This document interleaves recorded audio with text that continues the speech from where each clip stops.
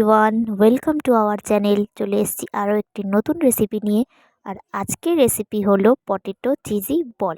আশা করি তোমাদের ভিডিওটা ভালো লাগবে, তাই স্কিপ না করে পুরো ভিডিওটা দেখতে থাকো। চলো, তো প্রথমেই আমরা এখানে আলুগুলোকে ভালো করে কেটে সিদ্ধ করে নিয়েছি। এখানে আমরা ব্রেড ক্রাম্বস নিয়ে নিয়েছি। এটা কিন্তু বাজার থেকে কেনা নয়, এটা আমরা বাড়িতেই তৈরি করে নিয়েছি। এখানে নিয়ে নিয়েছি চিজগুলোকে আমরা খুব ছোট ছোট করে কেটে নিয়েছি। আর আছে পেঁয়াজ কুচি আর ধনেপাতা কুচি।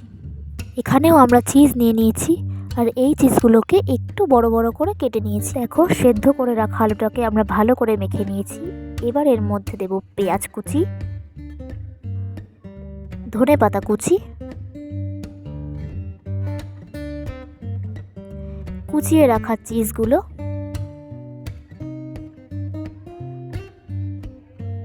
অল্প একটু গোলমরিচ গুঁড়ো,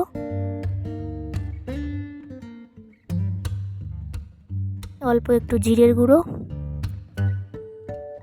অল্প একটু লঙ্কার গুঁড়ো আর স্বাদ মতো নুন। এবার আমরা এটাকে ভালো করে মেখে নেব।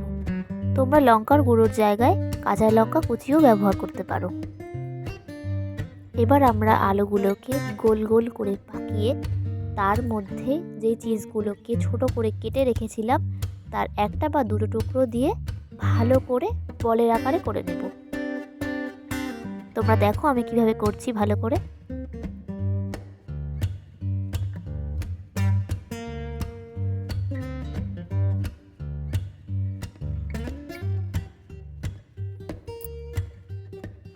তো দেখো, আমরা এখানে আলুগুলোকে বলের আকারে করে নিয়েছি।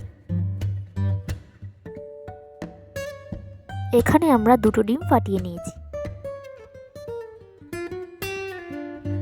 কড়াই গরম হয়ে গেছে, এবার আমরা কড়াইতে তেল দিয়ে নেব।